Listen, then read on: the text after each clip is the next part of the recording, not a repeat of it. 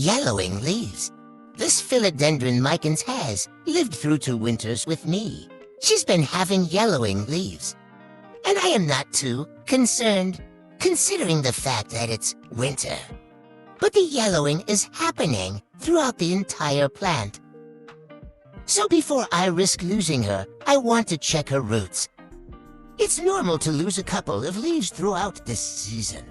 But with the amount that she's lost thus far, I'd rather be safe than sorry. Soil hasn't gone hydrophobic, so we can rule that out.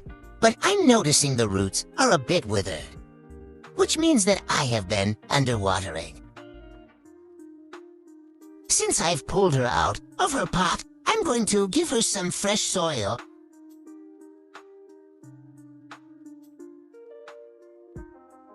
Rest in peace, and thank you for your service. Give her a good watering, and putting her back in her spot. Send her love during this time.